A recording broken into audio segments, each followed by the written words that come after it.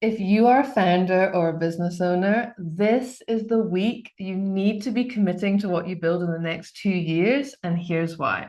Not because of a product launch or a fundraising cycle or market shift, because of what is happening up here. Yes, I want you to use this energy because I've used it to engineer the wind at my back 4 times now over the last 8 years whilst building companies, and I really want you to get to use it too. On Sunday, the 19th of April, there is an astrological event that happens only once every 2 years. And I believe it is the single most powerful window for taking committed action on a long-term vision. So, whatever you start or make tangible now in your business, you are going to get to ride on a wave of momentum that gives you a structural advantage over the founders who don't. Doesn't matter if you don't understand astrology or you think this is a bit woo-woo. I don't care. I'm about to explain exactly how to work with this for your business vision, as well as the opportunities of this whole week, what you need to do to make the most out of this.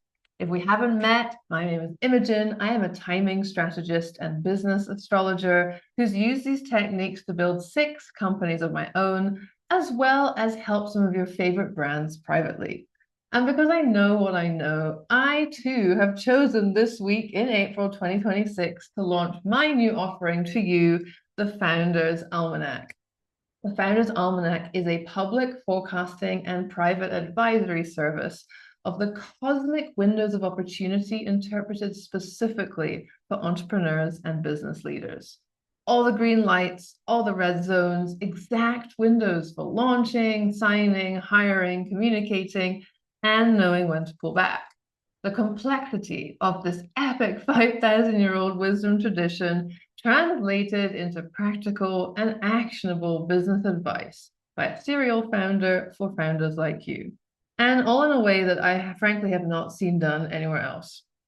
So welcome. This is the first edition of the Founders Almanac. This is your weekly rundown of precise instructions for when to make the moves in your business for the least amount of friction and the most highest chance of fortune. To subscribe to the Founders Almanac and learn how to work with me privately, the link is below. Now, let's get to the day-by-day forecast for the week of the 14th to 19th of April, 2026. Yes, I'm starting on a Tuesday this week, and next week it'll be on a Monday. So let's start with today, Tuesday the 14th. Frankly, this is the best day of the week to communicate well. So make the ask, send the proposal, have the difficult conversation today. The timing environment for comms is really favorable, and creative, genius things may come your way or land with unusual clarity when they're coming out of your mouth. Also, you may suddenly understand how to solve a complex problem that's been bothering you for a while. So if you or someone on your team has a eureka moment, trust it, act on it. The astrological transit that is bringing you this energy is Mercury at 29 degrees of Pisces, making a favorable sextile, a 60-degree angle, to Uranus at 29 degrees of Taurus.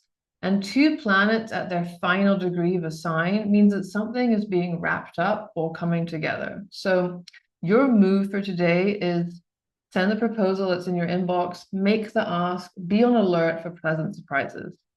Something that was supposed to be impossible may turn out to be possible today, so do not hesitate to act. Wednesday the 15th.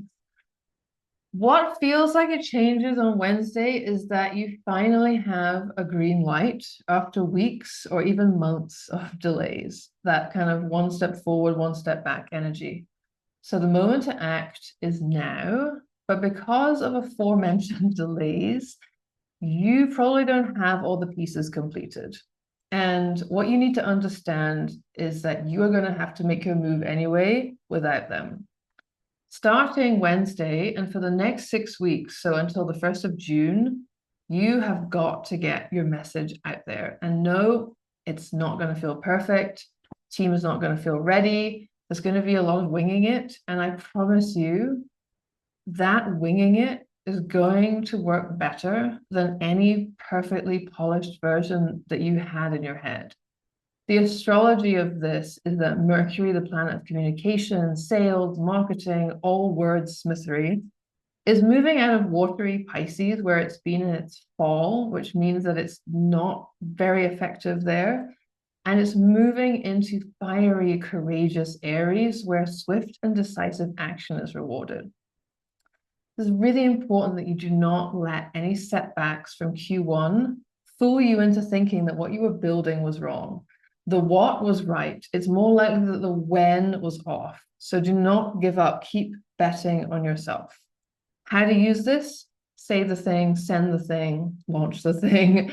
Honestly, the worst thing that you can do right now is hesitate, because Aries doesn't wait for perfect, and neither should you. Thursday the 16th of April.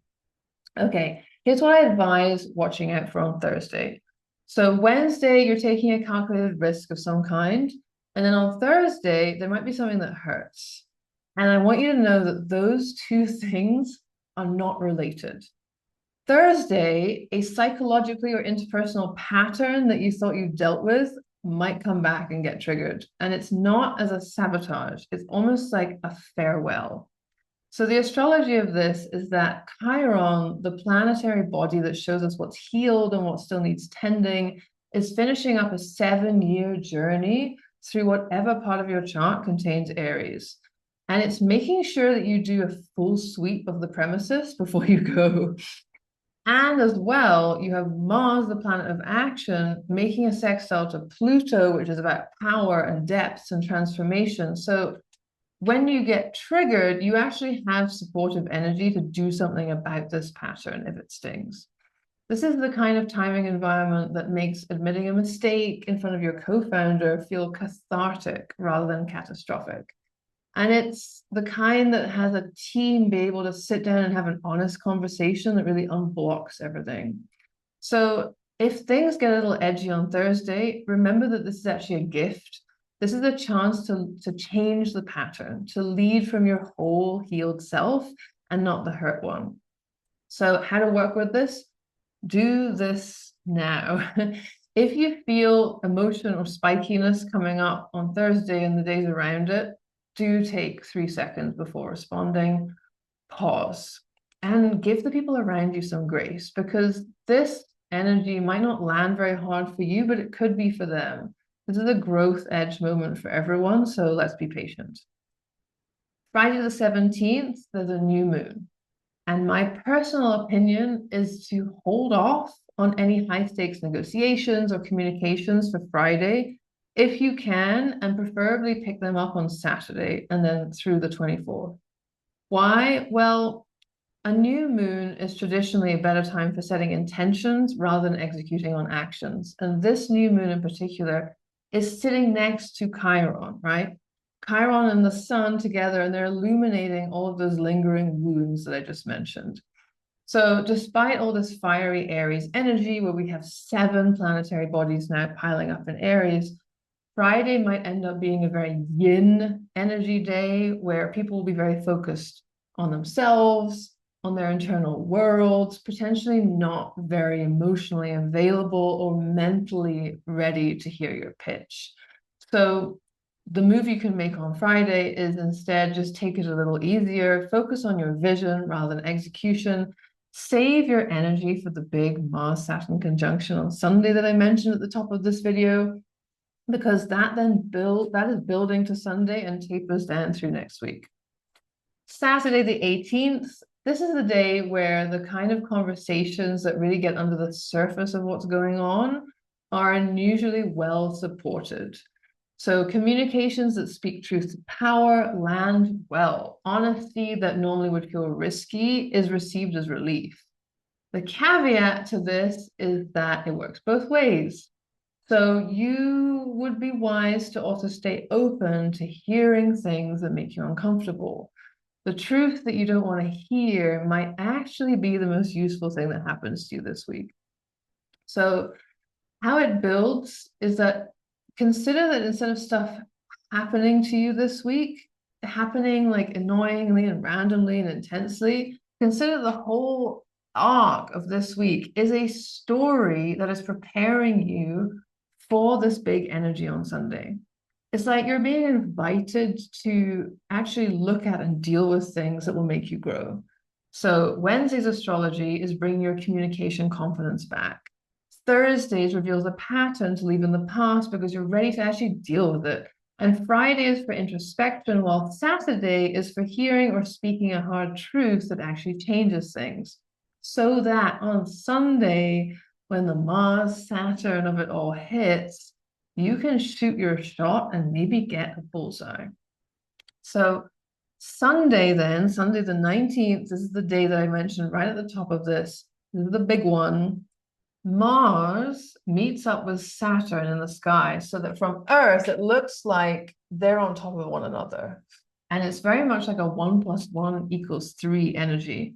Mars is the archetype of action, speed, passion, while Saturn is structures, it's staying power, it's seriousness. So when they collaborate, the thing that you commit to under that sky stops being an idea and becomes real. So whatever you commit to now with real tangible action and seriousness has the chance to unfold favorably over the next 2 years. So choose wisely. This is the forge that separates the dreamers from the builders.